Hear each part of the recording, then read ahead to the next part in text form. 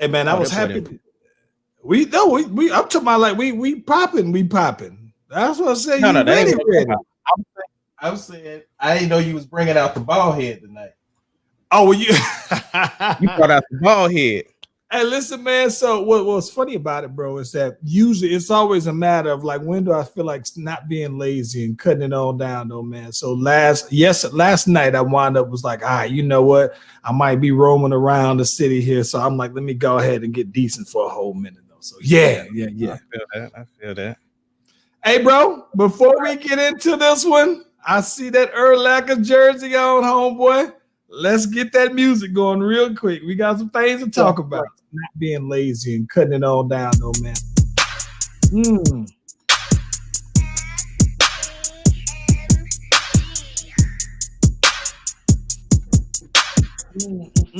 Hang on one second. I'm gonna double speaker this.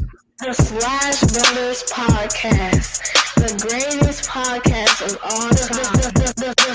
The Slash Brothers Podcast, the greatest podcast of all time. Yep.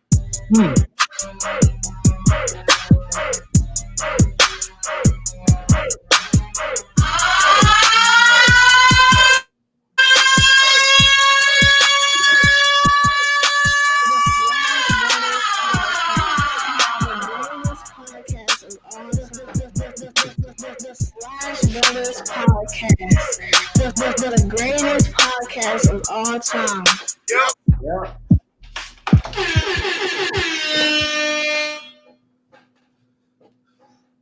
The birthday boy.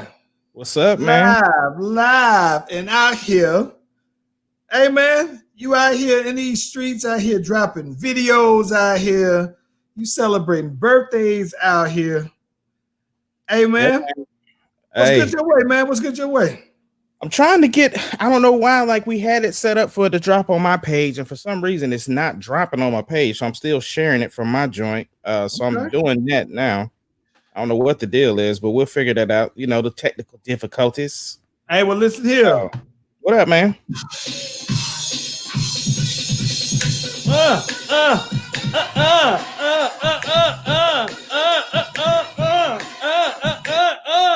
Run it back. Don't stop it, Facebook. Don't stop it. Don't. Oh, tick. Secret. Hey. Now, listen, bro, I laugh, bro, because every time I see that old video pop up on my timeline, man, that old Temple show, though, man, I say, yo, that is some classic material there, homeboy. Absolutely. And I laughed because I was talking to the homegirl. I was going back and forth with the homegirl Shasta on there, though, man. And she was like, yo, yeah. She said, where was this show at? I was like, that was like Temple, like 10th grade. She was like, I didn't know y'all was getting around like that. I was like, oh yeah. I'm like, we was making some moves out there, though, man. We wasn't trying to just stay local there, man. I laugh because I still owe Layla a watch, because you know, obviously when she was dancing, I couldn't say anything because I'm like, couldn't say nothing. You know what I'm saying? I just have to be encouraging because my parents were encouraging to me. So I don't want to be hypocritical. You could have said, Layla, you like the Uncle Charlie of the group there. You out here killing it, girl. No, she was the dad. Because I was the coldest. You look like your Uncle Charlie out there in that group there, hoes. That's all good though, boy. Hey, but now you was talking about my Urlacher. We'll get into that. Hold on, I ain't mean to cut you off. Go ahead. No. I think that what was one of the things that I thought was funny about, about sequence and everything, right?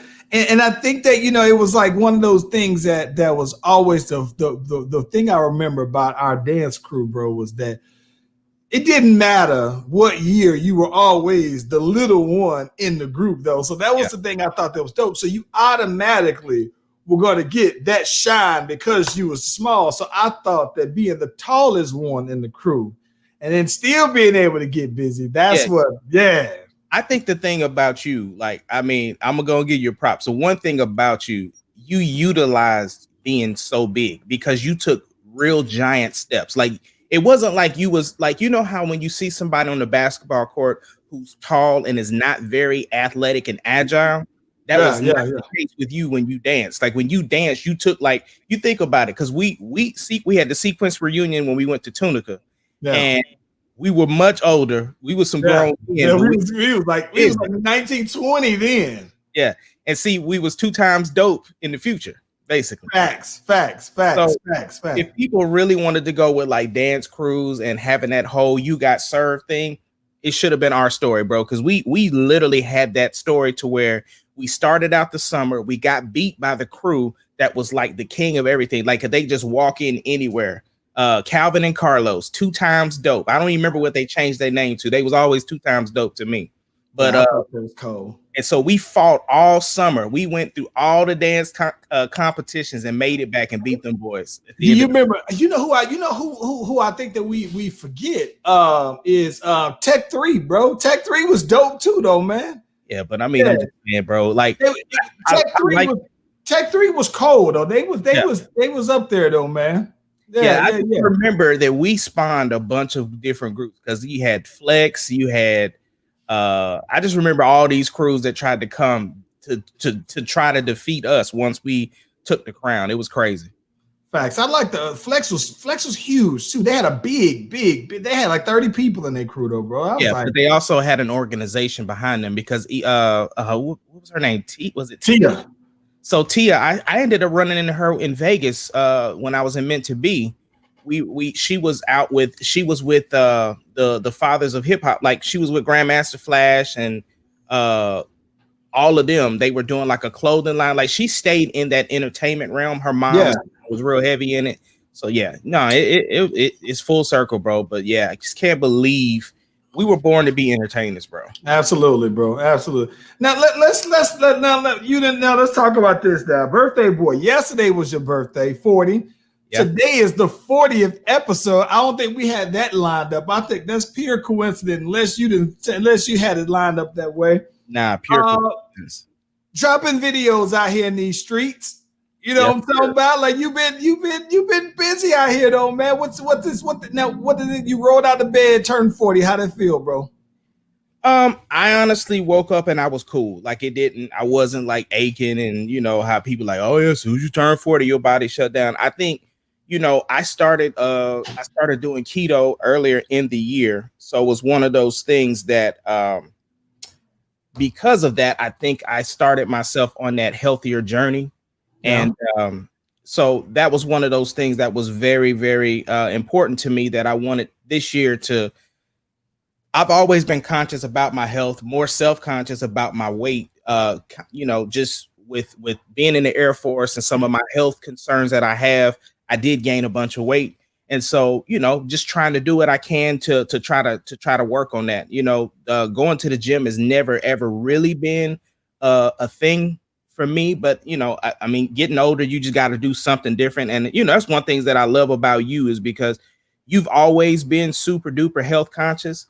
And so I respect that a lot. But yeah, it's definitely one of those things that I started really diving into. And so when I woke up on at 40, I was like, you know what? Nah, man, I feel dope. Like I feel like I feel cool. And I think part of that, what really, really helps me out on that is because like Deuce, there's just oftentimes Deuce will be like, yo, I really like what you got on. Like that's super stupid though. So got the kid tested going on, and I appreciate that. So, but tell you what's crazy, bro. So you know one of the things that I thought was interesting though, man. I just remember, bro, when we were in our teens, right? So let's just say even when you was Deuce age, right? Yeah. Yeah, I think your dad's pretty cool, right? Right. But and I think that my dad's a cool cat as well, though, man. But my dad ain't never been like on trying to be the flyest or whatever. I don't remember when we were teens, right? I don't remember anybody who was in their 30s, right? Who was like around the way, just not even in general, bro. I'm not talking about outside of just music, because even musically, right? You know, your 30s wasn't a place for rappers back when we were teens, right? I mean, hip hop was still fairly young, right? So what I don't remember, bro, I don't remember in our teens people being in their 30s look cool, let alone in their 40s, right? When you was like 40s back then, it was almost like, you was done. Yeah. And so when I was like, I thought that for me, right? I thought if anything, bro, I was like, yo, if I can make it to 30 and be fairly accomplished, got some things to show for myself though, man, I'd be cool. So for me, 30 was a crossroad. And I think that it's weird, bro, man, because I think that I felt like I spent early on, I spent my 20s prepping for 30. And then I spent my 30s prepping for 40. So I was pretty straight though, man. But I did wonder how that 40 hits everybody, you know what I'm saying? Seeing that, you know, you turning 40, it's a pretty big year. I mean, you think about all the people who then passed away and people who didn't get to see 40 though, bro, but just living that 40-year-old life. I got friends who were 40, and when they turned 40, I was around, and I just wonder how that felt for them personally versus me watching it though. Now, I will be 100, right? I was not necessarily excited about turning 40. Like, you know, I think everybody some point in their life, and maybe not, of course, you know, everybody's different, but I think at some point in your life, you have that age in your mind that you feel like you're supposed to be in a certain place. And so, and then you also get to an age in your life where you realize your best years are behind you. So I don't know what it was about 40 that really struck a chord with me that I struggled with it, man. And so, but my thing was like, again, I think the Chadwich Bozeman death really put some things into perspective and helped me kind of look forward to it. But at the same time, I still just struggled with it. I really. Let me ask you that. That is a good question. That I just asked. I'm thinking about. You said that your best years are before you. Like, do you think that your best years? Like, do you think when I say that, right? Mm-hmm. All right, so you made different decisions and decided to live a certain way, right? Pre 40, let's just say 35, right? 35, and so because you made certain decisions to live life that way, that also then determined how your 20s would do, how pre 35 would look. But do you think at all, man, that your best years are behind you? I don't, but what I'm saying is I didn't like.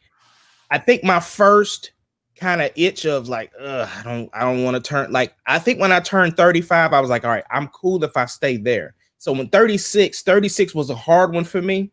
Yeah, 40 is another level. Like it was one of those things. What's going on, V? What's going on, Brittany?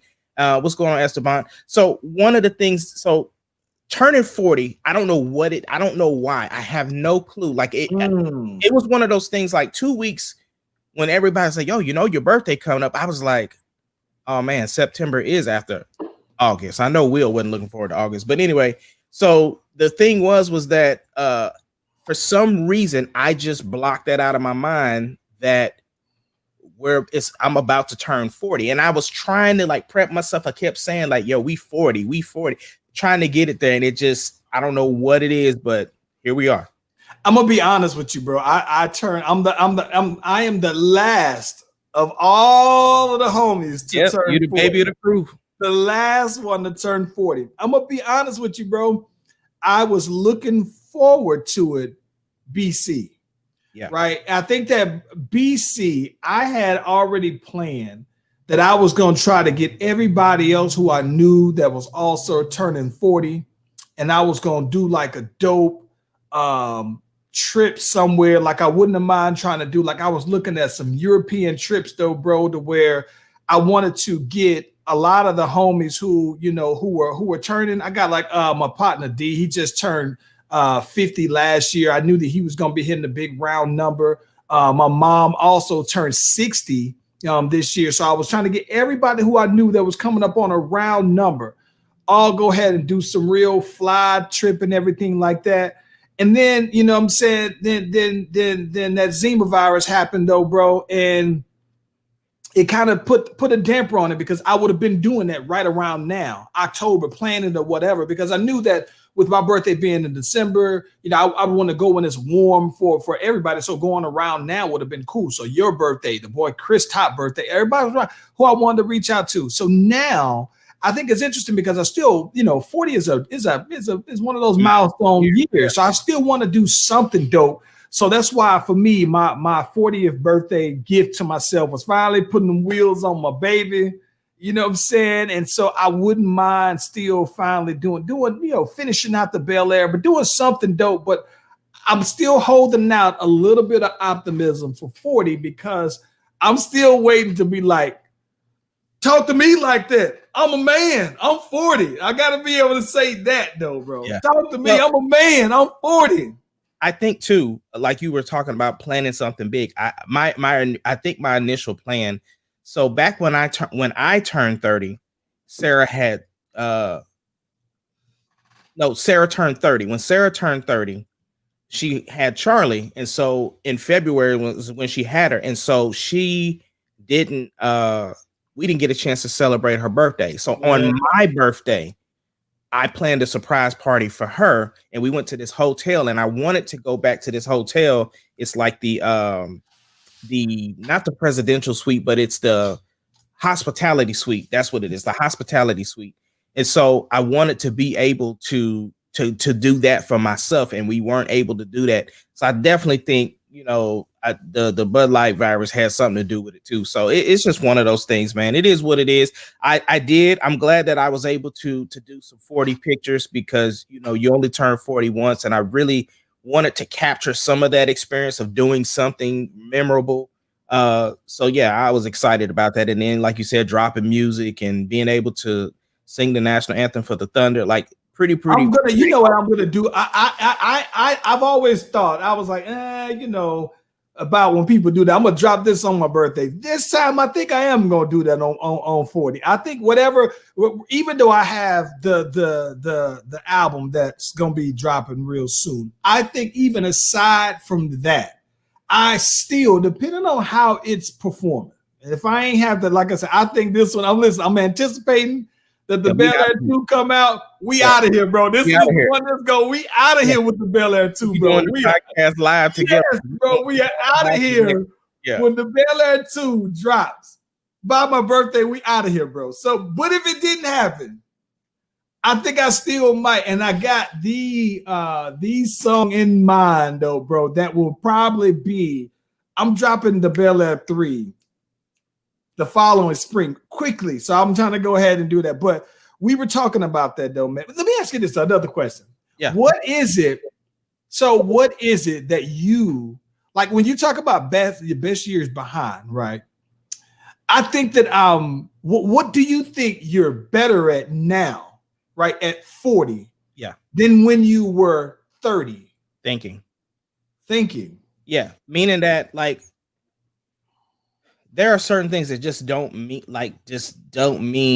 the same. You know what I'm saying? Like my thought process about things is different. And then, my patience about stuff is different. And dealing with people is different. You know what I'm saying? I just think that when you turn 40, there's just a point to where it's like, okay, I am pretty seasoned in life now to where I have thought about things enough to be able to, come to some decent, I still make mistakes. I'm still human. I'm like everybody else, but I just think my thought process is a little bit like you just not as risky. You know what I'm saying? Like, like even when you're driving, it's like, okay, let me not make this turn right now. Let me just let that car go by. Like, it's just different thing. And then, life just becomes a little bit more precious because of the fact it's just like, I know we're blessed to make it to 40. I know that. Like, I know that we grew up with some people or high school people that didn't make it. Like, even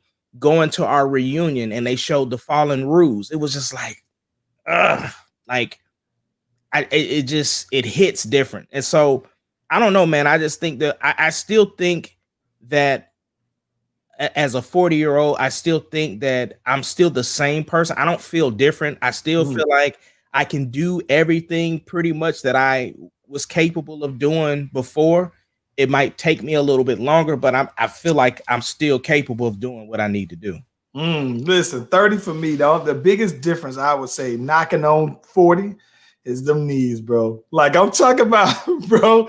And not that my knees is gone. I think that my knees are in better condition than a lot of people my age. I know some people who are in their 20s who just got physically, but I think that one of the things that I laugh about when you talk about always being mindful about health is that because I've always been mindful about my health and everything like that, I think that it's basically given me that longevity, physically anyway.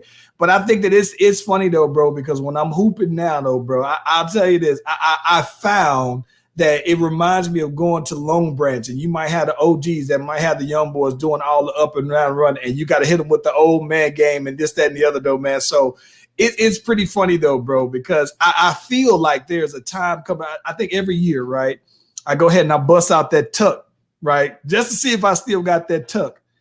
And every time it take a little bit more energy and a little bit more energy. And then even now, right, that I still can dunk, right?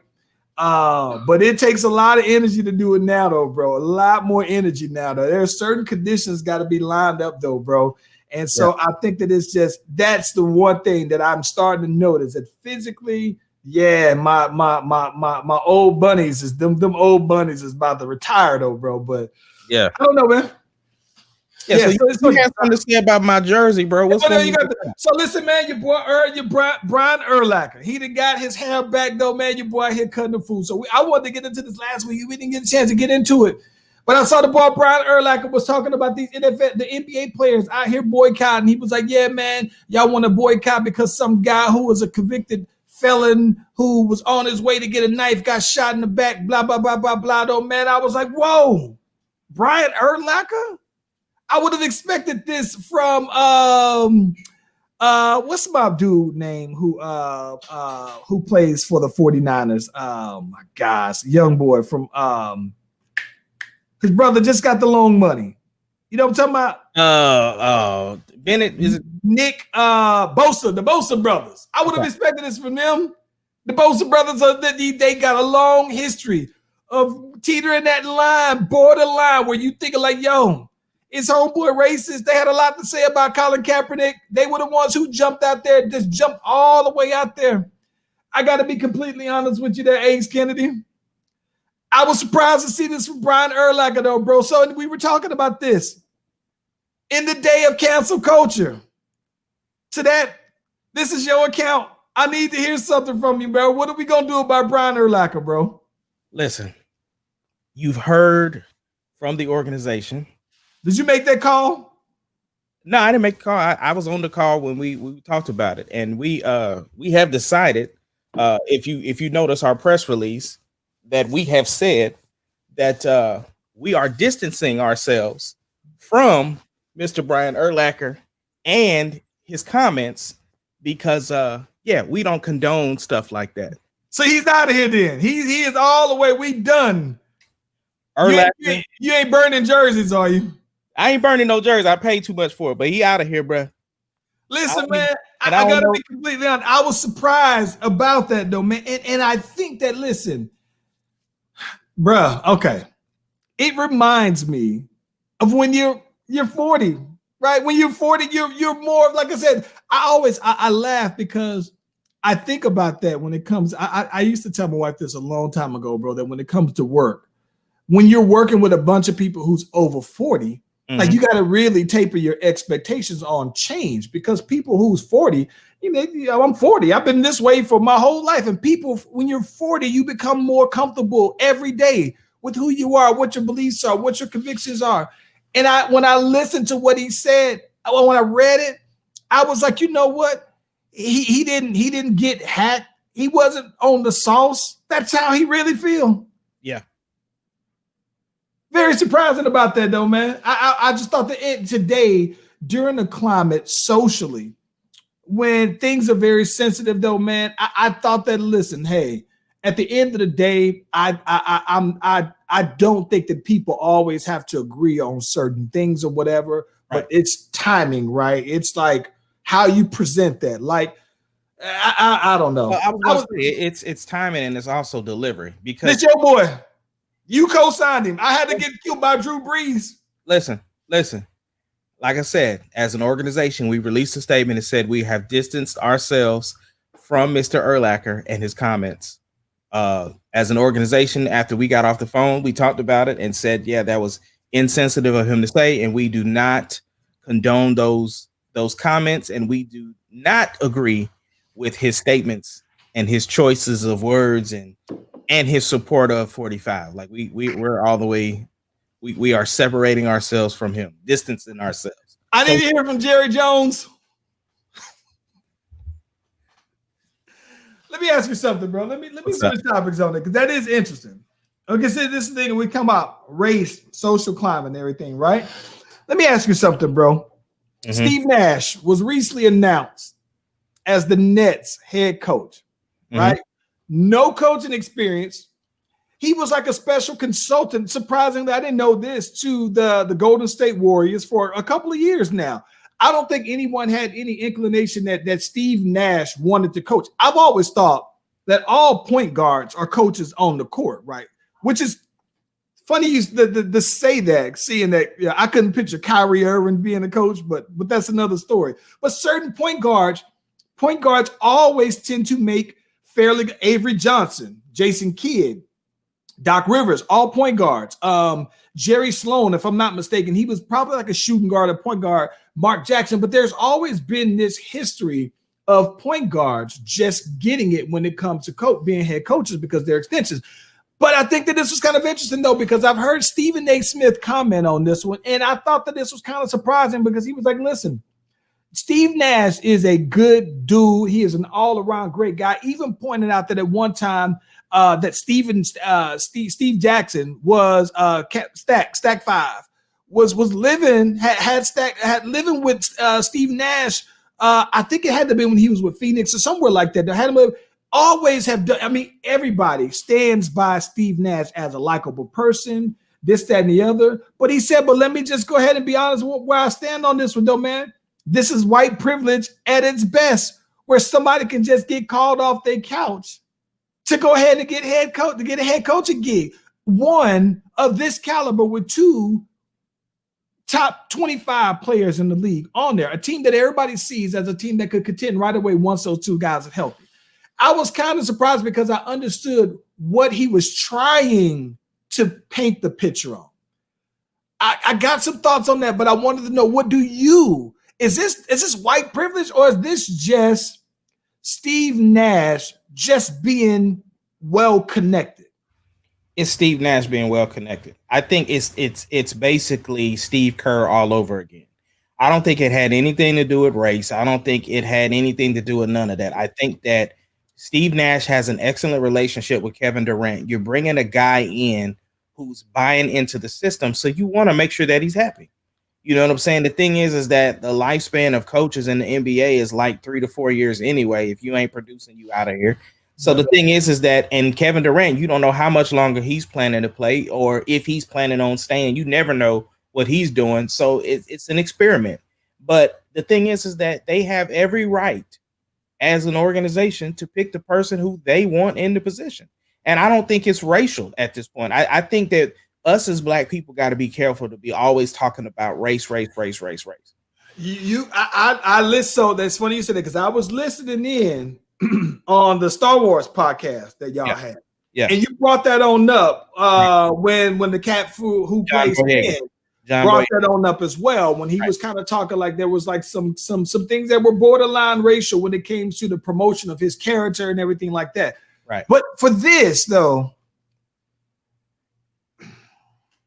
I just don't. The reason why I don't think it's racial, right, is because yes, there are some very available Black coaches that are available, but that doesn't necessarily but why does it? Why Steve Nash got the job because of his connections, and I think, like I said, I believe that they probably looked at it from the same perspective that you brought about. Like point guards make good coaches because they know they've had to make great decisions their whole career as far as in professional basketball. So the thing is that he's been a consultant. Obviously, Kevin Durant respects him. That's the face of your team right now.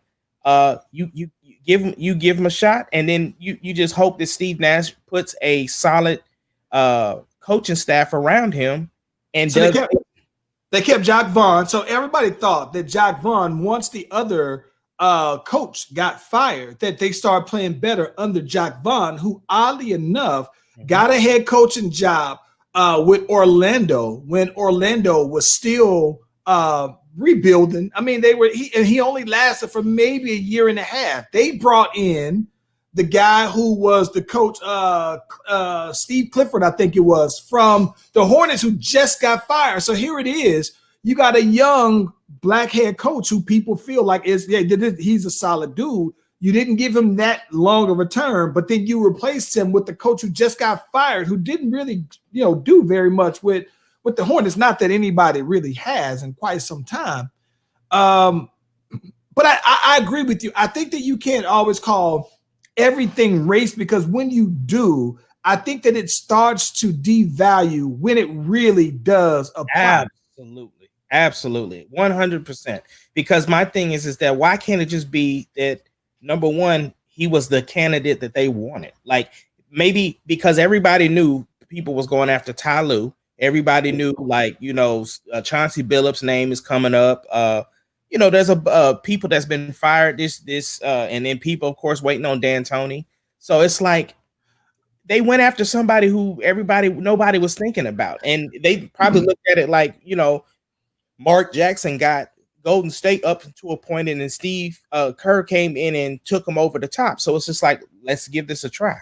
Bro, I've been seeing the same NBA coaches from almost my entire life, dog. Like, I've been seeing, like, no disrespect, but I've been seeing like Alvin Gentry, who just got fired from the Pelicans. He's been a coach my entire life. I've always seen him on somebody's bench, and he'll win. Like, he won, help Golden State win, or help a team gets to a finals, gets a championship, and then he'll get another head coaching job. And he's been there. Mike D'Antoni, he's been, a head coach. He'll always, and I find it at least refreshing though that they are thinking outside the box, that they are giving somebody else, like, at some point though, right? As the NBA has advanced and has changed, the coaches have to change as well. Like, coaches aren't, you can't sit there and think that all of these old coaches are going to be able to keep up with the new NBA. These new young guys have more power now. These coaches, these old guys that you have out there are from the older days. They played back in the 70s, 80s, and everything like that. They've been head coaches in the 90s, 2000s, and then I just think that it's refreshing there. But this is one thing I looked at when they talk about Chauncey Billups. I think that it's just interesting because I think that Chauncey Billups is great. I would love to see Chauncey Billups as a GM or in the front office. I don't know about head coaches, but he's a point guard. But here's one of the things I think that it did have me thinking in regards to Ty Lue and Mark Jackson, because it tells me that Ty Lue was LeBron's guy. Ty Lue wasn't Kyrie's guy, right? I think that Kyrie was like, nah, I'm not trying to have. I don't want to have him. That was LeBron's dude. I think that Kyrie said, I want to make it, and I want to be as free of LeBron as possible. And I think the thing that really gets me the most is that Mark Jackson must really rub a lot of people the wrong way, because I remember Mark Jackson ended up losing his job from the Warriors after he built them, taught them how to play basketball the right way, taught them how to play defense, offense, the whole infrastructure. Mark Jackson, I think he said something about some religious belief or something like that, but he's never been given a chance since then. And I think, bro, that Mark Jackson, people must look at him like he's toxic to bring in as a coach, because I think that you bring in some conversation. It's almost like you bring in, why people say, oh, this is a troubled, NBA player or NFL player. You know what I'm saying? You bring in T.O., you know what you get when it comes with T.O. You get the circus of questions, blah, blah, blah, blah. I think that people feel some kind of way about hiring Mark Jackson because he did do very well with building the Warriors. And granted, who knows? I mean, Steve Kerr helped them, put them over the hump, but the Knicks are rebuilding, right? The Knicks could use what Mark Jackson did for them. There are a bunch of teams, and I just wonder if what Mark Jackson said rubbed people the wrong way even more than what most people realize, bro. I think with Mark Jackson, it's because that he's not only bringing his coaching, he's also bringing his ideals. And so it almost like trying to make, because he's a preacher as well. So, you know what I'm saying? Like, I just think some of his views on certain things also stops him from getting that, like you had, alluded to. But I think that I just think that people are just not interested in him as a head coach. I've been seeing, I've been seeing Stephen A. Smith for maybe the last, I want to go back as far as back when Skip Bayless was still on the show. So we talking about, I'm willing to say the last 10 years that Stephen A. Smith has been campaigning to have more black head coaches. It makes sense. More black front office people, because it makes sense that you mean to tell me that 80% of your players play the game, which means that they know what it takes to have the mentality of a player, to be a team player, to know what it takes to win.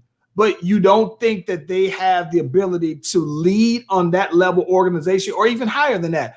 And I've been seeing him say that he's been a champion of that for at least, probably longer, but maybe 10. But I think that it's just interesting though, bro, that like Sam Cassell still hasn't gotten that shot.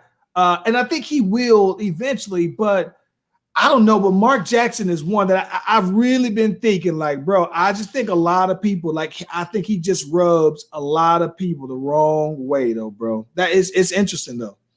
Yeah, it is. And it's unfortunate, but I definitely just don't think that this particular instance is race related. I just think they picked a guy that they believe in and want to go with. So I'm fine with that. Kyrie ain't rocking. Kyrie ain't rocking with Ty Lue. I think that Kyrie see Ty Lue as an extension of LeBron.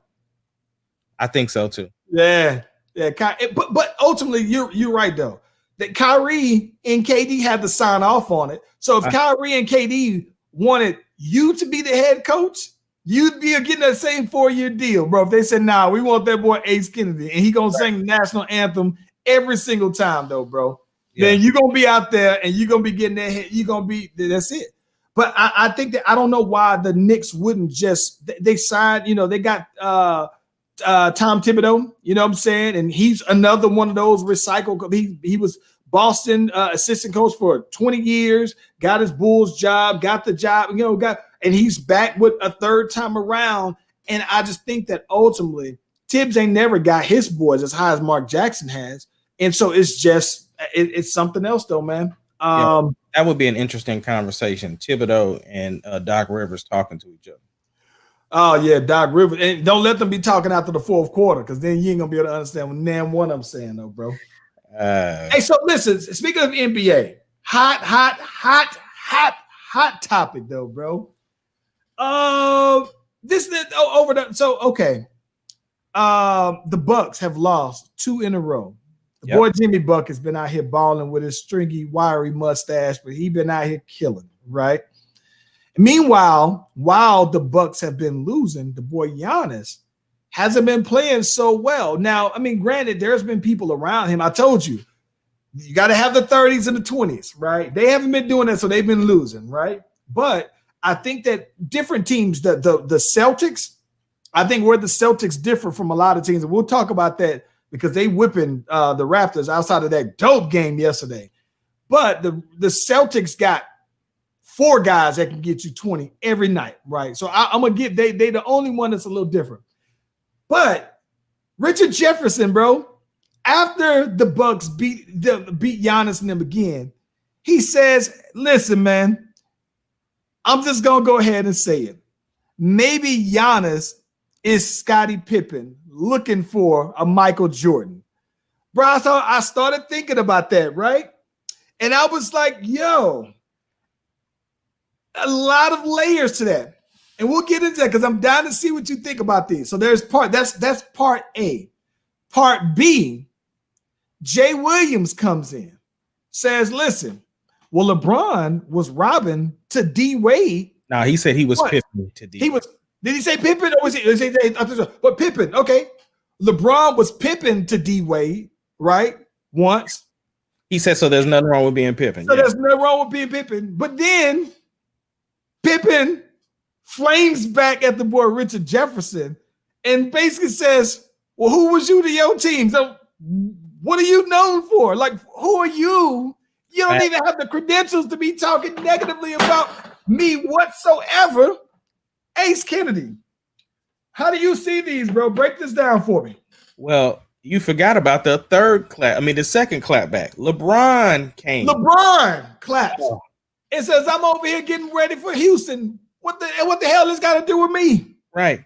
He said, and I just been King James, King S word. I ain't nah. I got a lot to say about this, Ace. I want you to jump in here. First of all, I think it was very disrespectful for Jeff. Like, we get the analogy, right? But number one, you're an analyst. Number two, Pippen is an analyst. So it'd be different if like, I know that that's a thing, but at the same time, I think it's disrespectful because of the fact that I'm sure you have Pippen's number and you ain't just finna get that off. Number one, you was a player, so you got to have some credentials to be calling somebody.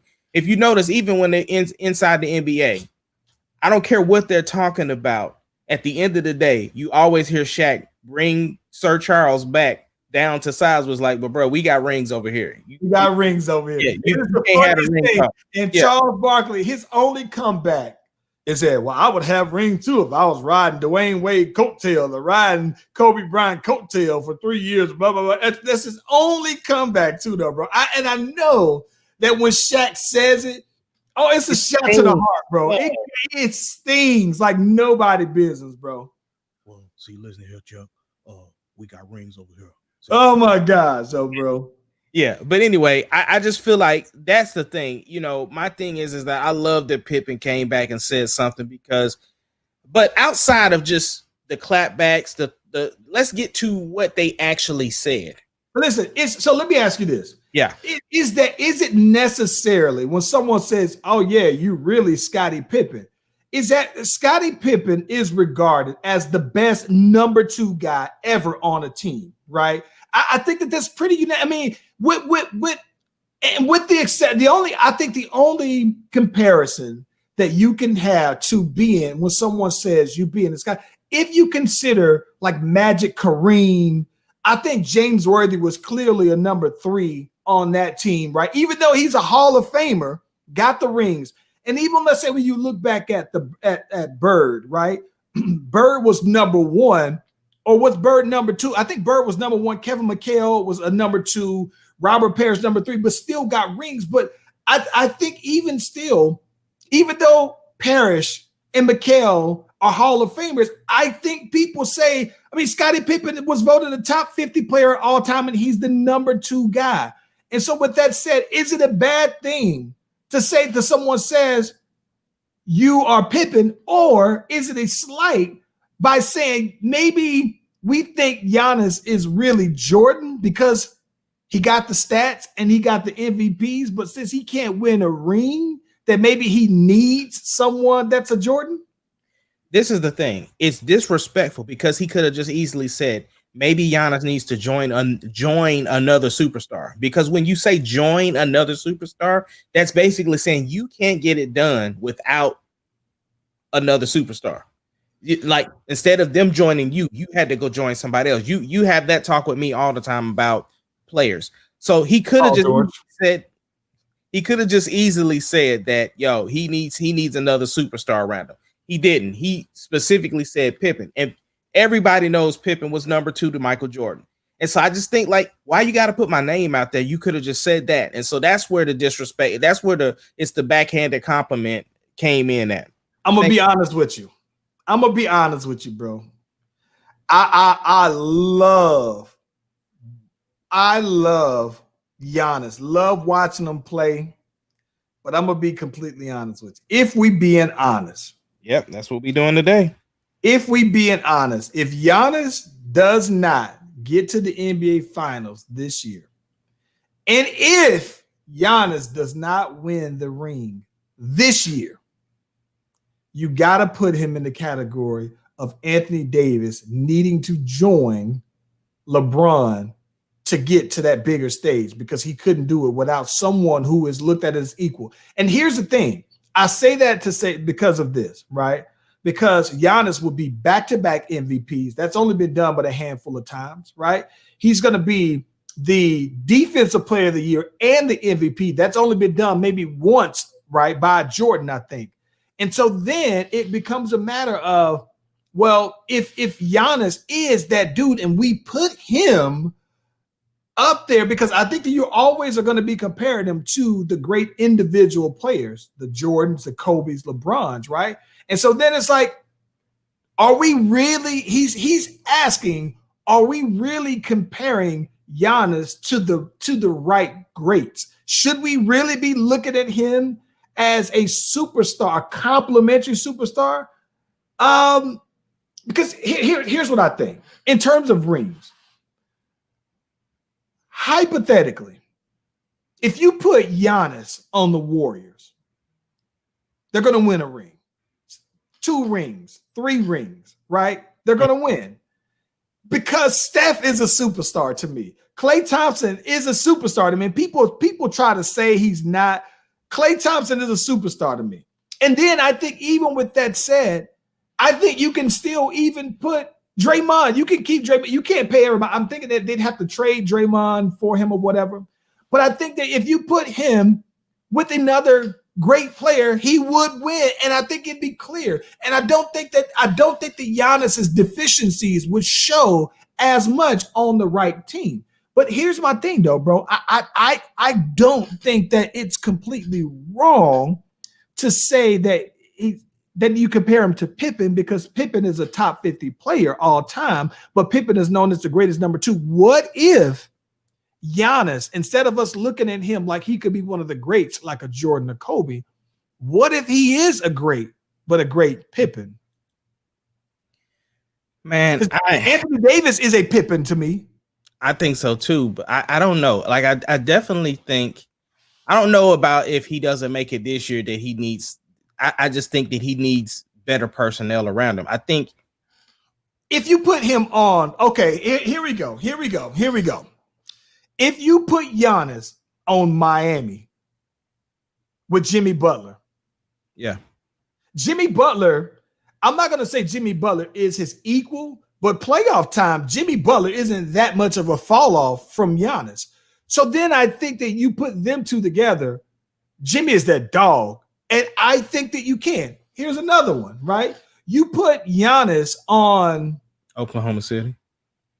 Nah, Oklahoma City ain't got enough superstars, bro. No, him and Chris Paul together would have been great. Yeah. No, they don't got enough. No. Time out. Here we go. You put Giannis with Dame Lillard, and I guarantee you that they would get to the finals, because that would look different without. And I'm talking about Dame without CJ. I'm talking about if they traded Dame, if they traded CJ McCollum somehow in a package to get Giannis back in return, I think that them with Giannis is better, because I think that CJ is not Dame's equal and Giannis is Dame's equal, and Dame is Giannis's equal. And that's what I think that Richard Jefferson is trying to say. He needs another, not an all-star, because Chris Middleton is an all-star by default because he plays in the East. He's going to put up pretty good numbers. But superstar, someone who's going to give you 30, that 30 I was talking about. Charles. He wouldn't. Hold on. I let you get all yours out. Okay, so it's my turn. If we would have had Giannis in Oklahoma City, we would have dog-washed Houston, because the thing is that Steven Adams, if Steven Adams had have been as productive as we would have liked him to be, and I'm not blaming Steven Adams for the reason we lost. I'm just saying you put somebody down there that knows what they're doing, because Giannis gets called for fouls like Harden does. It's a whole different game. They would not have had nobody to hold Giannis, and Chris Paul doing what he did. We were the most clutch team in the NBA this year when it came down to being close in games or coming back or whatever like that. The stats is there. You would have put Giannis on Oklahoma City this year, we would have dog washed Houston and LA. And listen, Amada, what I'm trying to tell you, and listen, when we watch the finals, right? Mm-hmm. When you watch these finals, and you gonna see when the 30-20-20 rule come into effect, and then you gonna see, because here's a reason why I think that Giannis, that you might be right? Houston, they may have been able to beat Houston. I'm not talking about just beating in a round, right? I'm talking about winning a championship. Yes. You hold on, wait a minute. 100. Listen, 100. Wait. Let me just ask this, and I need you to tell me this. Okay. You mean to tell me that you think that all Oklahoma needed was just Giannis, and they would have won the ring? Absolutely. Without a shadow. I'm an Oklahoma City fan, and I don't. You ain't an Oklahoma City fan. I am. I've been a fan for 5 years. You can't even name 6 people on the team, Charles. I know Steven Adams. I know Nick Collison. That's not, nope. Keep going. I know Schroeder. I know Robertson, Chris Paul, and Lou Dorn. That's 6 already, bro. I'm in the game, bro. Shea Alexander-Gilchrist, Gallinari. That's like almost the whole team. You want me to keep going? Y'all got, what's my dude who got in the dunk contest? Oh my gosh, I can't think of his name. Y'all got Terrence Ferguson is also on there. That's like 10 people, bro. Charles, first of all, Nick Collison retired last year. Secondly, he's still on the team? He's not on the team. He's like a consultant. He's a coach or something. He's not a player. He's on the team though. Well, no. Secondly, it's Lou Dort. Lou Dorn. I'm thinking of Dorn from Major League. But listen though, bro. So, but I listen to what I'm saying though. I think though, right? The reason why no one thought that this Oklahoma City Thunder roster would have done what they were supposed to do is because they weren't built. This team wasn't built to be a championship contending team. So them getting as far was just icing on the cake for the season. No. Here's the thing. Just because everybody says something, that doesn't make it a fact. Here's why they lost, bro.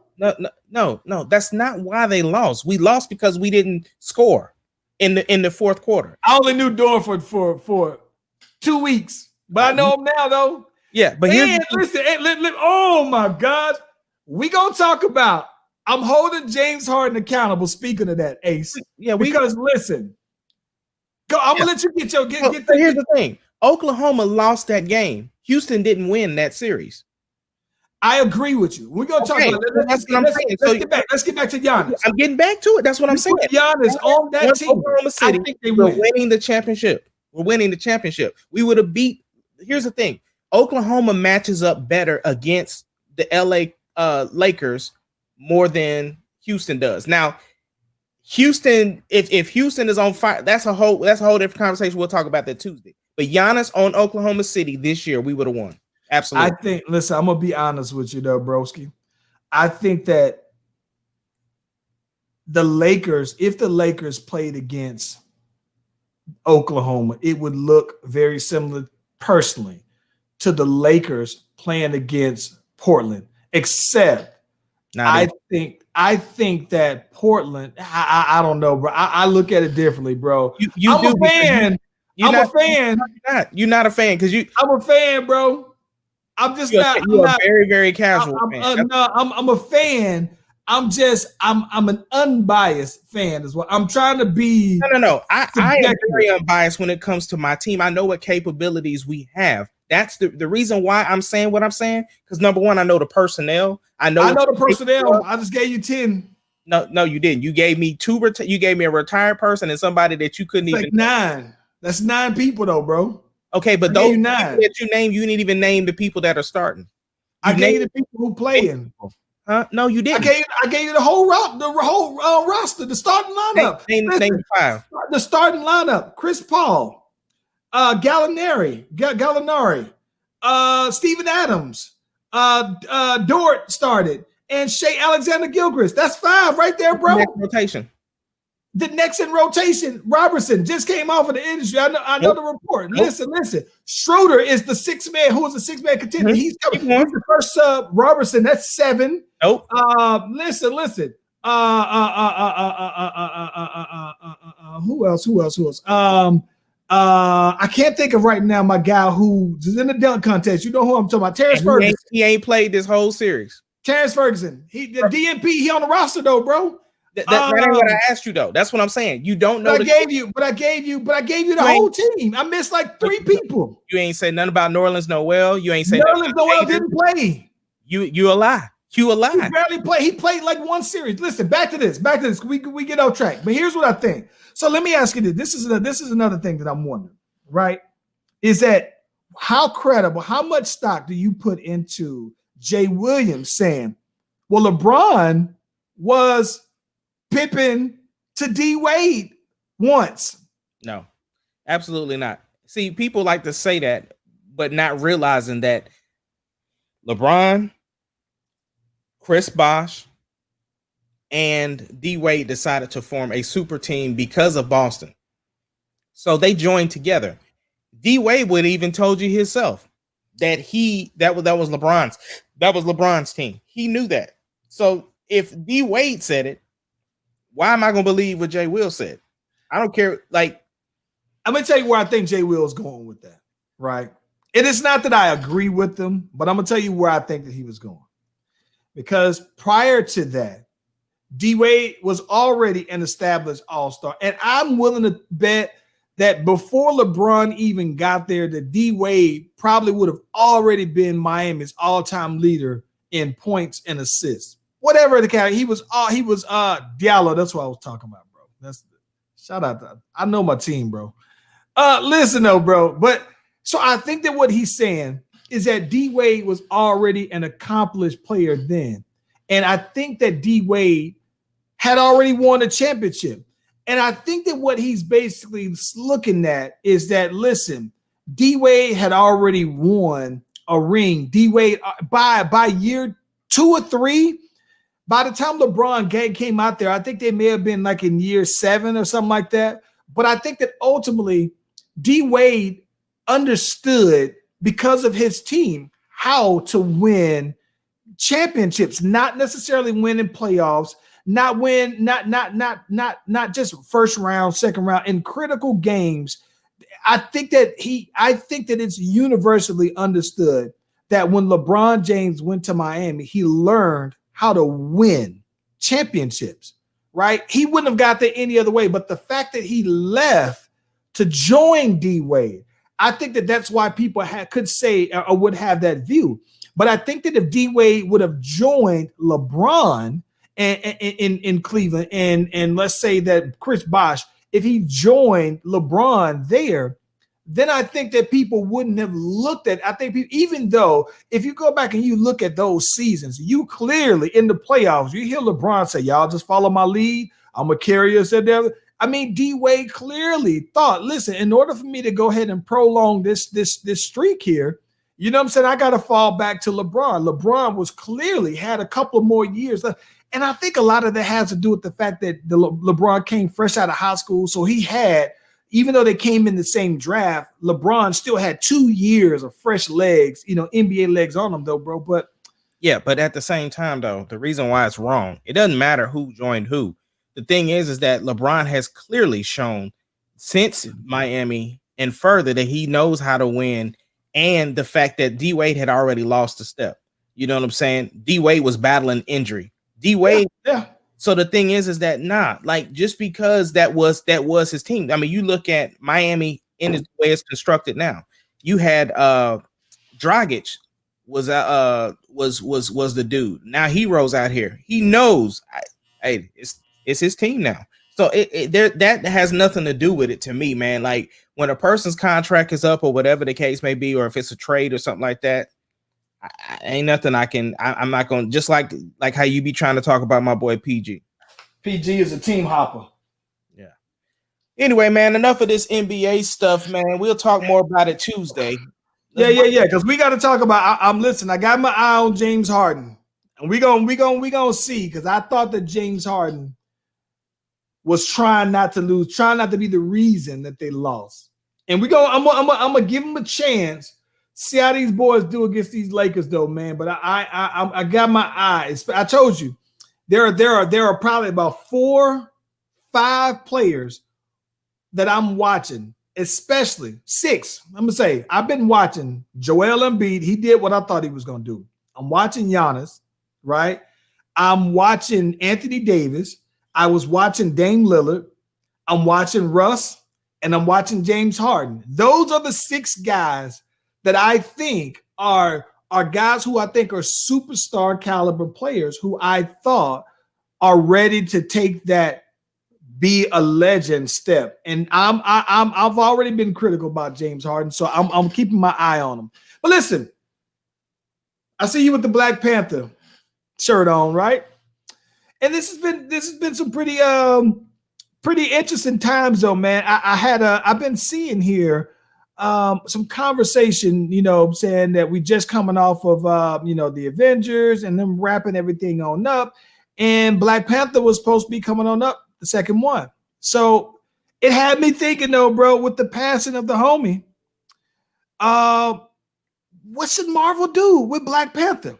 I've seen some people say, hey, you know what? They should bring back Killmonger. I saw somebody had a theory that they can use one of them the stones to bring him back. And then I saw that they should make his sister the Black Panther and this, that, and the other, though, bro. Which would be different, but what should they do with this, though, man? Very simple. They're going to recast him. Now, before we get into the recast, Killmonger is going to be back anyway. We didn't see Killmonger die. I don't like, we saw Killmonger pass out. He's in Wakanda. If they were able to take a bullet out of the CIA agent that was there and heal him back with the technology that they have, they can revive Killmonger. Maybe for the sake of this conversation, right? Maybe that there was a ancestral law that says no, it's to the death, right? So you know whatever. But go ahead. But anyway, no, they're gonna recast. They're gonna recast Chadwich Bozeman. And the thing is I know a lot of people may not agree with that, but they got to understand that the real life passing of Chadwich Bozeman does not affect the Marvel Cinematic Universe. The thing is that, spoiler alert, if you have not seen Endgame or if you have not seen Infinity War, I'm sorry. I'm letting you know now. Spoilers in 5, 4, 3, 2. Finish him. So the thing is that when it comes to the Marvel Cinematic Universe, Iron Man passed away and you got Cap that gave it up. So you have to have new people take over. The thing is that Captain Marvel obviously is one that people are going to look towards because of her cosmic powers, but you also are going to have Black Panther, who was the other person who was going to step up to be the next leader. Spider-Man was also in the running to be a leader, but the thing is that realistically, Spider-Man is contractually different because Sony owns Spider-Man's property. So the thing is that you got to look at who's supposed to be around the longest. You got Black Panther, you got Captain Marvel. So those would seem to be the two that would take over being the leaders of the Avengers going into phase 4 and 5. So with T'Challa as a character and the arc that he has within the Marvel Cinematic Universe, it only makes sense that they are going to recast and not use the real life passing of Chadwich Bozeman to look to do something different with the franchise. And again, I understand why people feel that way. And I even understand, like, I think most of the people that are saying that are people who watched Black Panther for the singular movie that it is and not understanding the connective tissues that it has with the entire Marvel Cinematic Universe. So with that being said, I think they're going to recast. And the other thing is they've already recast the character before. Like, we know that this has been a different season with the MCU as far as like for over these 18 movies that they've had, the characters have remained the same except for one. They've recast Terrence Howard and put Don Cheadle as for War Machine. So it's very possible to do it. It's going to be different. And I even have a suggestion on somebody who I think they could recast in that spot too. Who you got? Man, with the career that he's leading right now, and with especially with his celebrity, I would go with John David Washington. I think so too, bro. Yeah. I would like this. So this is the thing. This is the one thing that I would say that I absolutely loved about Chad Bozeman is that I think that he gave me the credibility, the believability, right? Like if I was like when I watched 42, matter of fact, 42 came on earlier this week, right?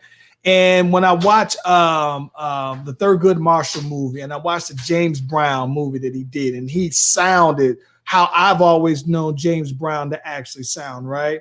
And he gives me that when I think about them, I hear their voice, and it's almost like how when I used to when I saw Malcolm X, right? And it's funny you talk about Denzel, because when I saw I saw the movie Malcolm X before I actually read the autobiography that it was actually written and based off of. And so now, because I thought that Denzel did such a awesome job at it, when I read the book, I'm reading it now, as a matter of fact, but when I read the book, I hear Denzel's voice, right?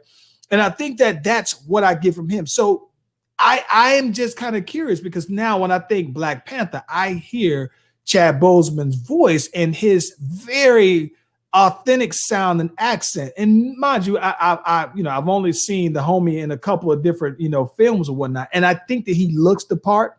Yeah. I am just kind of curious though, man. The accent would go a long way for me though, bro. Yeah, but I mean, at the same time, the accent is something that he spent with a dialect coach and learned. And so I think that John David Washington would do the exact same thing. He would put in the work. I mean, and the thing is that you got to understand the same person is helming behind the camera too in Ryan Coogler. Ryan Coogler is a phenomenal storyteller. He's a phenomenal director. He knows how to pull those things out of those characters. Yeah. And the crazy part is, if I had to choose somebody else out of John David Washington, it would have been some of the characters that have kind of already been in Black Panther, because they kind of really that cast was incredible. I just rewatched it today, and that cast was incredible.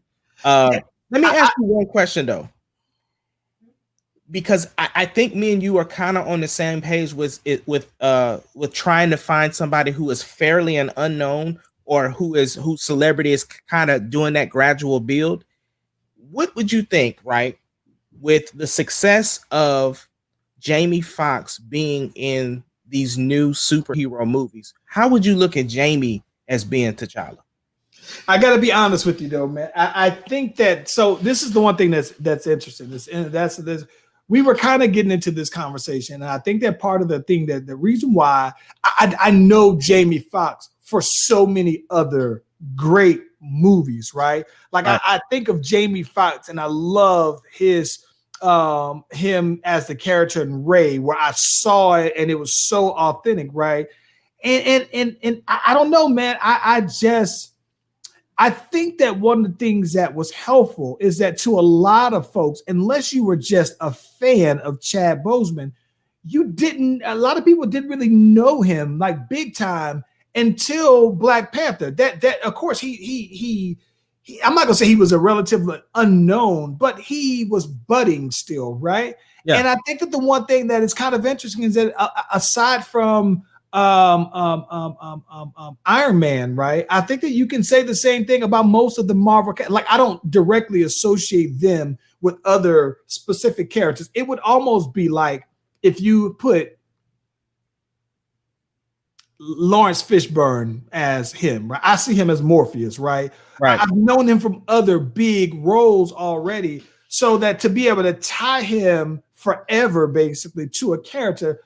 I've known him for other great films. I get that, but I think the difference though with the MCU, if they have done an incredible job of sticking characters that actors that we know for bigger roles into the universe, like Samuel L. Jackson is Nick Fury. But I get that. But I guess I look at it like this. This is gonna sound crazy, but I don't remember a movie that the guy who plays Captain America, I had never seen him before Captain America.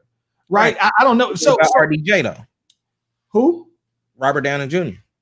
Yeah, but that's what I'm saying. He's the only one aside from Samuel Jackson, right? But Robert Downey Jr. is the only one from the Marvel series that I don't know them famously for another. It would almost be like, hold on, but what about what's her face?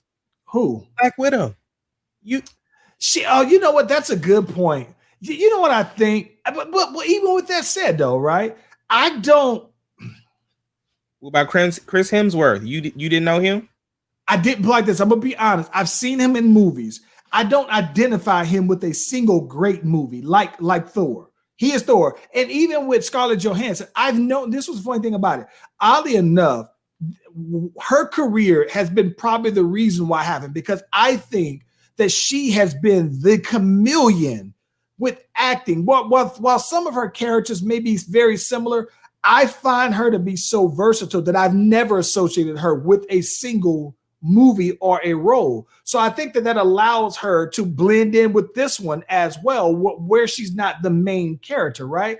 But I guess it's different because, it's like with Black folks, we follow most of the black actors, right? I mean, so it's not a lot of them. So because there's not a lot of them, you typically know the movies that the other ones are in, though, man. But it would just be like if you saw Ice Cube as the Black Panther, even if he had a perfect dialect, it's like, nah, I don't see. But I think that because John David Washington, I don't associate him, like even with Tenet, right? Tenet's the first big movie that I've seen outside of me seeing him in Ballers. And he was a Black Klansman, but again, not leading. Yeah, no, I understand. I understand what you. Well, he was the lead, him and Adam Driver, right? But I think I don't remember Adam Driver, but I think that the big thing about it is, but I think that my point is that I think that you have an opportunity to get someone who is still a relatively unknown to the world and have him inserted early, so that if you have any additional movies, not that people will forget about them, but that the viewers can visual, their eyes can grow. No, I understand. Like, I think that you're saying that Jamie Foxx's celebrity is too big because he's too big to be Black Panther. And to be honest, see, and this is what I'm saying, because see, like if you look at the dude who was in Get Out, right? Yeah. I would have said him. But then he was already in Black Panther.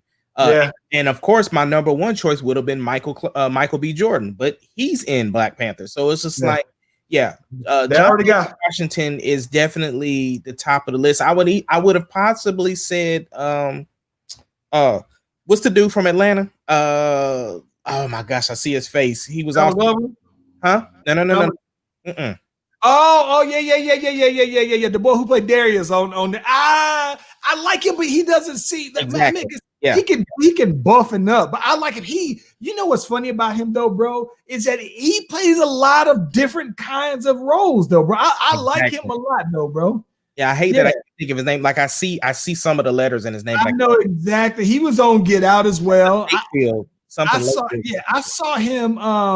I actually saw him on what's that Adam Sandler, the Uncut Gems joint. I saw him in there on Knives Out. On what? Knives Out. Knives Out with the Ryan Johnson movie where it's like the Clue where they and it had Captain America. I did not see it. This was funny. I'm looking for a movie to watch. I might have to watch that tonight. Listen, watch Knives Out, bro. Trust me. It's on Netflix, right? It's on something. It's on something free. Like it's on. Yeah. I gotta. Yeah, that might be the one. Knives Out is good, bro. Yeah. He's in there though, but yeah, like you said, he just doesn't look like he would fit the part. I would definitely go with John David Washington more than I would him. But yeah, ultimately though, yeah, they're gonna recast him, man. It's gonna be hard for anybody that we see take that part, but he is gonna have to sound so African in order for me to believe it. And I think that's one of those things though, man. Thinking back on Chadwick Bozeman, that I can honor. Who I do like. Who I don't want to see it. I don't want to see Ghost as I don't want to see Ghost as Black Panther, bro. And oddly enough, I could see him in the movie. I don't want to see him as he could be one of the other people. You know what I'm saying? He buff, he cut up and everything like that. He would look the part. Since you brought up Ghost, though, somebody who would work is Dre. Dre from Power.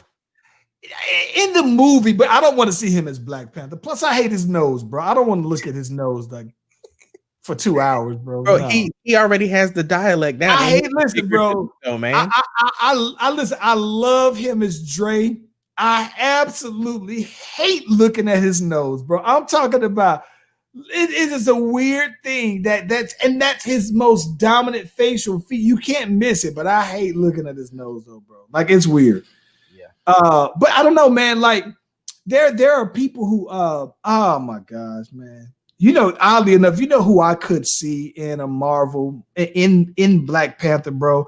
I need to see Method Man in one though, bro. This is a whole different subject, but I switched it. But I saw Method Man's workout video, man, for Men's Health, though, bro. And I was pretty damn impressed that Method Man is 50 and he is probably in better shape, he said, than he had been. Said that he was in the gym because he had insomnia, started going to the gym at nighttime and everything like that. The boys out there yoked though, bro. I was like, yo, because I remember at the BET Awards, I think it was last year, him and Mary came out there and performed, and the boy was out there cut up. I thought maybe he just had the small shirt. Now the boy just ripped like that though, bro. Anyway, but I would love to see Method Man though, man, in a Black Panther movie in some particular role though, man. Yeah, it's gonna be great, man. I think it's gonna work. It's gonna be one of those things that, you know, if for some reason that Chadwich Bozeman had a say so, he would want them to move forward with the story, bro. Yeah. Last thing, man. Let's get on out of here on this one. Your boy Robert R. Kelly. They said the boy was that guy out here getting assaulted in jail, though, man. And listen, they've already been talking about trying to his lawyers been talking about trying to petition or to reach out to whomever to see about getting this boy on out here early because of this COVID, though, bro. You think this boy R. Kelly is gonna get out anytime soon, early release? I do. I think he will. Unfortunately, you know, if Snitch 9 got out, if there's somebody else that recently got out, let Kels out. Until trial starts or whatever the case may be, he'll be on house arrest. He ain't going nowhere. They say he got over $1 million stashed away in some bank offshore somewhere, like in some stash house or whatever, though, man. Yeah, but he I mean, what is he gonna do? Flee the country with a wrist? I mean, with an anklet on? He go to Cuba. I mean, at the same time, isn't that a win? Don't everybody want him gone anyway? I don't know. He can still put out music, bro. He do Fiesta and then do the Spanish version of Fiesta, bro. I don't know, man. I think he'll get out because they've been like, even outside of him getting whooped in jail, people have been getting out for COVID. So because that's how Snitch 9 got out early too. Yeah, but Snitch 9 got out early because his sentencing wasn't as long. I mean, R. Kelly is facing some years, bro. Yeah, but it's still, I mean, I get that.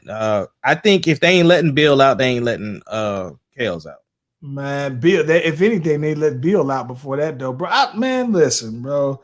I don't think they are, though, bro. I think that they finally, you know what it is, man. I think that they finally are. They're giving him the OJ treatment where they were like, nah, bro, you gonna get all this time. We ain't get you then. Yeah, they like, we ain't get you then, though, bro.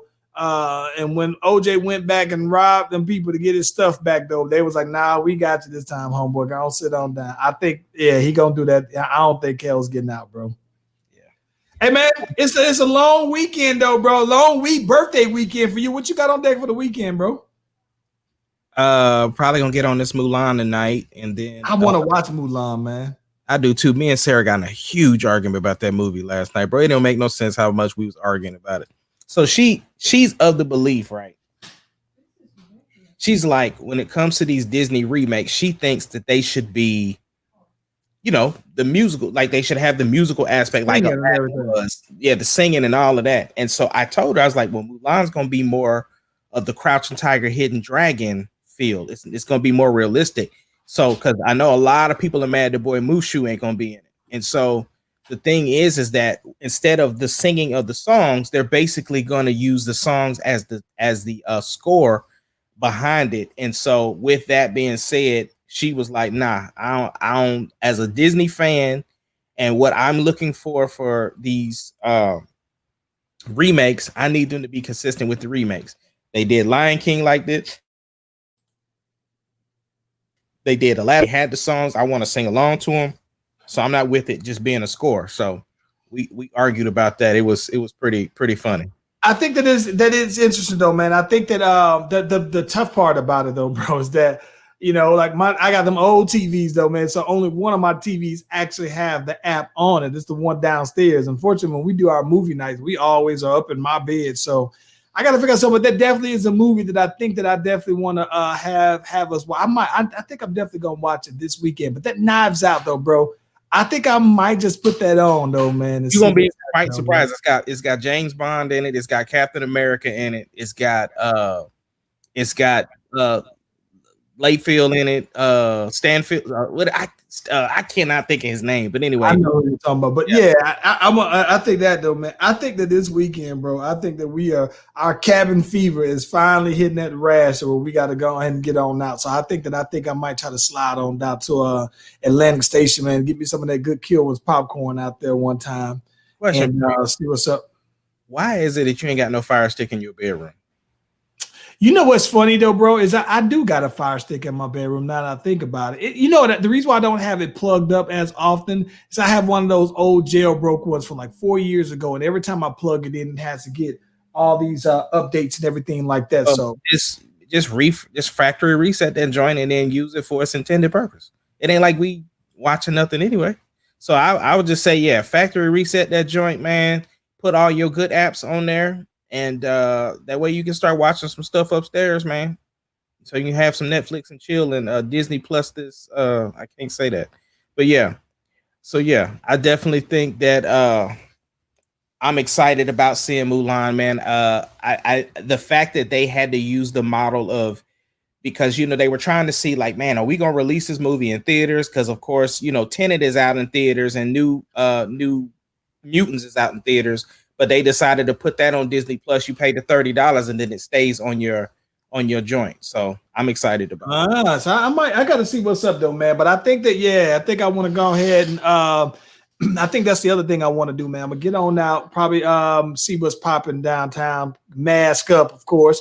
But that's the other thing too, though, bro. I think I'm gonna try to go ahead. I've been looking out for one of them R&B hats that you was killing them boys with, though, man. So when I do my photo, I'm trying to set up another photo shoot. Yeah.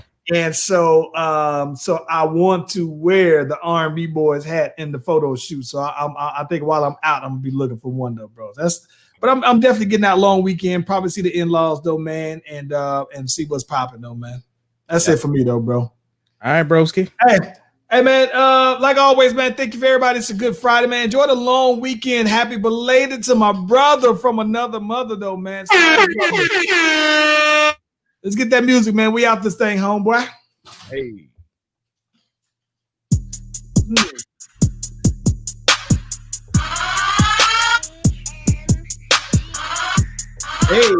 Hey. Episode being uploaded to Spotify right after this. Greatest podcast of all time.